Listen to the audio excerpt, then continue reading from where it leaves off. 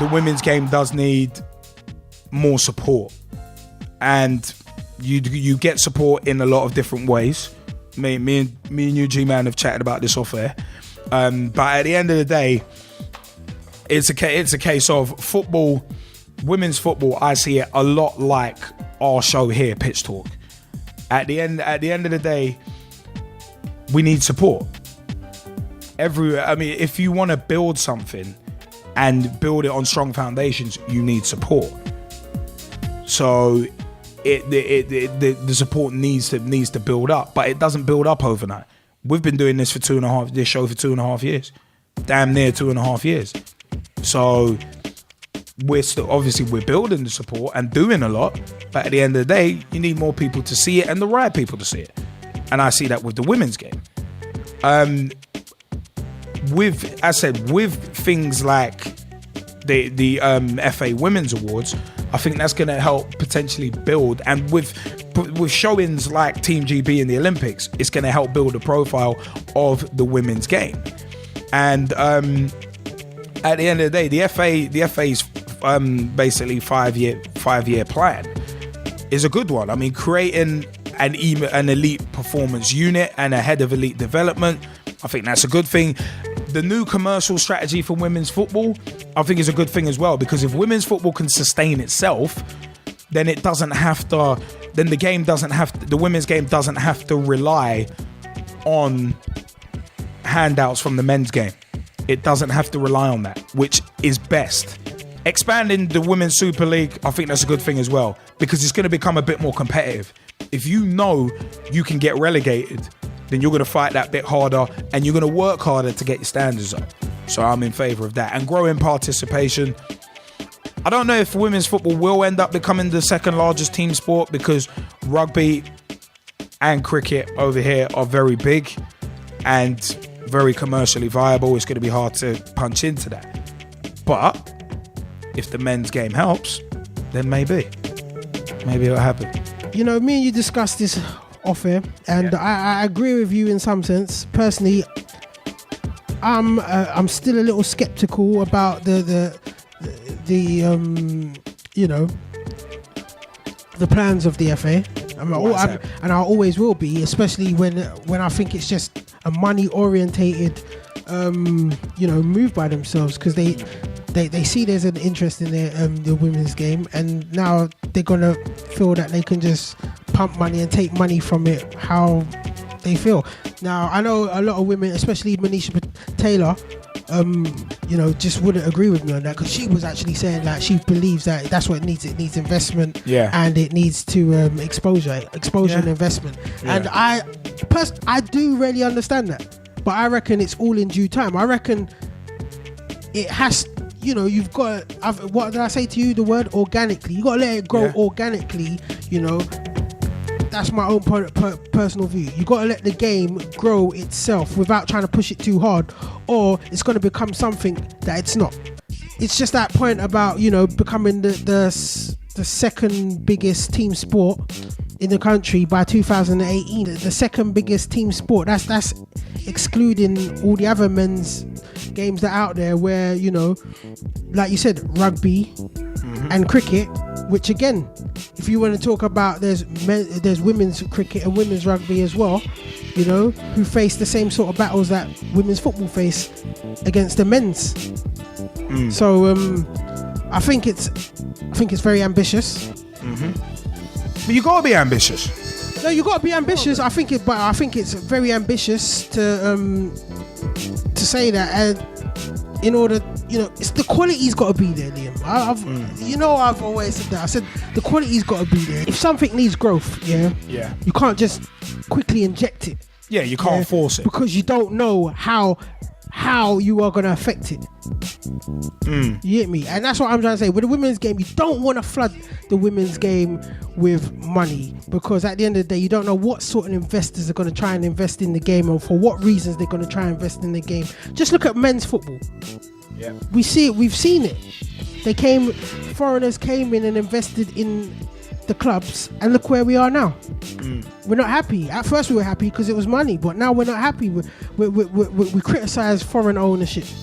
We hate it. Too much money's getting spent. Clubs are going broke. It's affected the lower tier teams. And there needs to be a stable movement. That's what I personally Very much so. believe, a stable movement. But it's all about time. No, of course. No, of course. And it's quite interesting what's been said in the chat. Aimee Grozier said, I think women need more recognition for playing football because it's harder for them to get started because it's seen more as a man's sport, which it is. Football is always referred to as a man's game.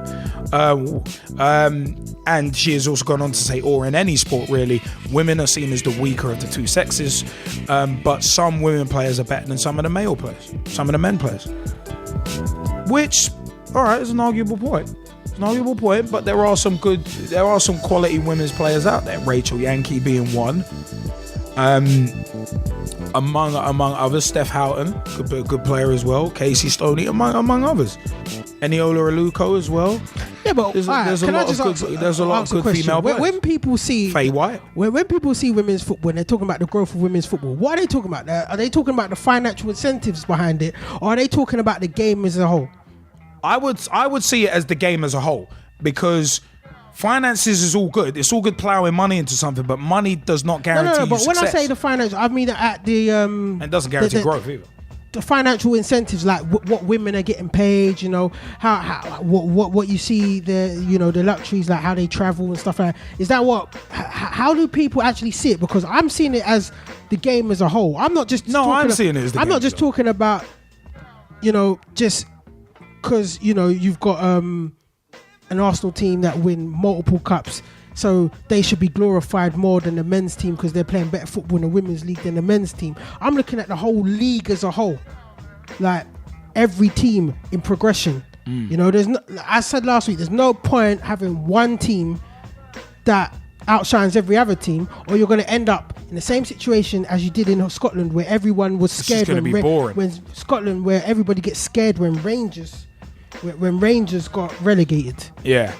Where everyone's talking about the demise of a league. Like you don't want that. You want to see multiple teams popping up in equal equilibrium, building themselves up as a force. No, that's true. I mean, Mike Harniman has said with the Olympics and the Women's FA Cup, they're trying to improve it now so that more people are interested in the games and having games on TV as well, like on the BBC. When you're trying to build anything from the ground up, you need support, because if you ain't got support, it's not gonna be sustainable in any way.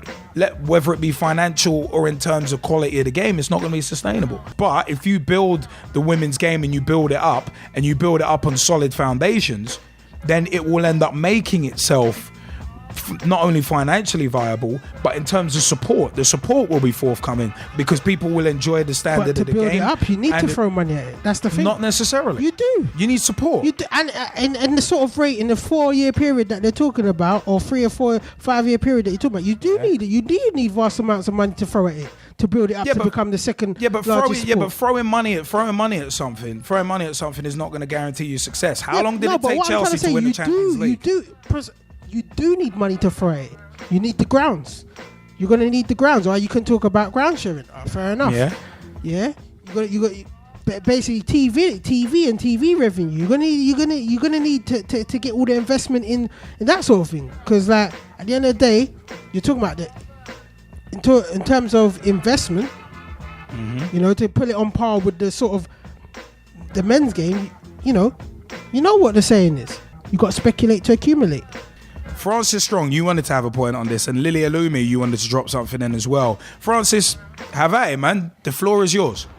First thing, obviously, the FA Awards for the women, brilliant idea. Give the women some recognition, that they deserve for playing good football.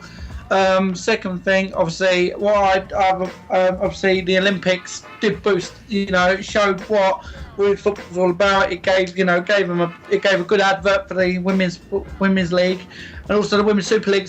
With the women's Super League with a variety of teams in it. You Lincoln City's ladies in it, and then you've got Arsenal ladies. So it's quite interesting. But what I would say is the problem is with the men's game being so popular, with the men's game having all the the TV time and that, the only time you see the women's game is obviously the Olympics and then the FA Cup final. The FA Cup final for the women.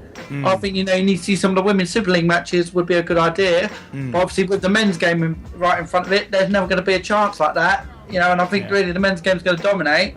Unless they give the women's game a decent chance to take centre stage, I think there's not going to be much they can do about it. The FA can do about it until the men's game is put out of the way a bit to let the women's game come through. But that's not really going to happen with the popularity wise. I think really. There's a lot of sports TV stations out there, so at the end of the day, the women's game, if it picks itself up and puts it on par with the men's game, TV stations will buy into it. It's about quality. It's about quality. It's something you just said something very interesting there, because Mike Harniman said they don't show many games. Maybe have a dedicated channel just to the women's game. Do you reckon that'd be a good idea? Because I think it'd be a great idea. That would. Just like Sky have got their dedicated Formula One channel. I love Formula One personally, but it's a case of having a dedicated channel means you can be rerunning games, you can be rerunning highlights, interviews all day, every day. Why do we watch Spanish football and we're English? Why do we watch Spanish football and we don't watch Swiss football? Why the standard is just because of the standard. It's simple. French football I find boring. Personally, I find it as simple as that, and that's what women's game needs. It just needs this. Once the standard gets better and better, which will happen over years, because the men's game's taken 100 and how many years to evolve? No, good point. You get me? And they're talking about evolving the women's game in 5 years. It's short term. It is short term, but at least it's something. At least it's a start. It's not the end game. It's a start. For me, I see it as a start. But I mean, Lily Olumi, you wanted to jump in on this point as well. Yeah, I was just what Francis was saying. I think what the FA is trying to do is a good idea. I think what Mike was saying about a dedicated channel as well is a good idea, because otherwise the profile of the women's game will never get as big as the men's game unless they start showing more women's football on television. I mean, it's something interesting that Mike Harniman said in the chat. Even if people stumble across it accidentally, a dedicated women's channel, basically it's still going to be getting the views and you're going to get people interested in watching it. Umbreen Ali, hopefully you've got your mic on, but you mentioned something very, very interesting in the Skype chat. We'd like you to articulate that to the dozens and dozens of Pitch Talk fans. As a woman, I hate to be, to uphold any kind of stereotypes, and I'm all for women participating in football, etc., etc. But I do think essentially it is one of those sports that will always be associated with men. No matter how much you're talking about investment is put in, it's just like the finances, the kind of media speculation around it. It's all about the men's sport. And it's almost, if you look on par with the Olympics is a great example. We had the gymnastics, and the male participants were incredible. We even had, great British, participants who won awards. But at the end of the day, it's the female ones that are the ones that receive recognition. So I think it's just one of those male-female stereotypes that will be upheld, unfortunately. Yeah, that's a great point. No, that is actually a good point. So it's a case of it's not just in terms of being kind of financially inferior, but it's also a case of breaking down the walls, or breaking the walls down, and in terms of stereotypes and that kind of thing. Which, I mean, stereotypes is a huge thing, whether it be race, whether it be gender. Russ, Vernon, you wanted to have a quick point before we move on about women's football? Yeah, because like I've just been saying in chat to Mike, when big division gets to the rest of the Premier League, MLS, Serie A, Bundesliga, etc., the top leagues in different countries, ESPN maybe could get the rights for the women's league, Super League and other leagues against women's football, and show them on ESPN like they've been doing it for the Barclays Premier League for the past few seasons. Maybe they could buy the rest of the women's league and show them on there instead of having another brand new channel. Just use ESPN, which you've already got on Sky and Virgin Media, and just let them broadcast the matches. They could do, but the key word is could. It's a case of will they? But also, Russ, they did do this season. They did with the Women's Super League. Women's Super League. So ESPN what you're saying is right, and you know that is the right sort of move to make, especially.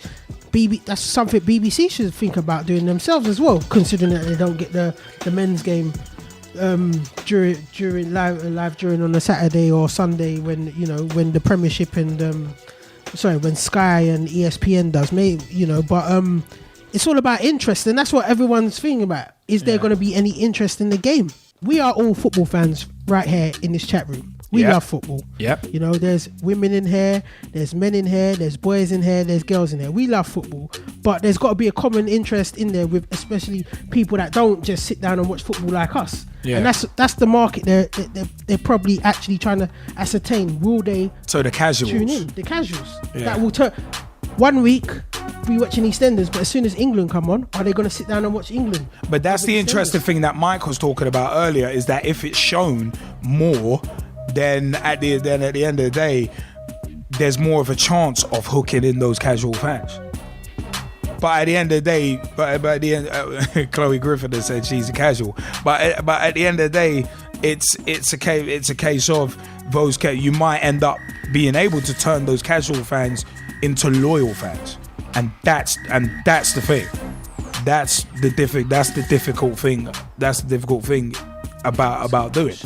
Because we've had that problem. We've had that problem as an entity ourselves, as Pitch Talk. We've had the problem. We've had people say, listening once and be like, yeah, the show sounds really good. But we haven't got them regularly. And that's one of the hardest things to do. To get that regular loyal support, which is why we are so thankful of the loyal support we do have. So it's got to be built. But if you build it, they will come.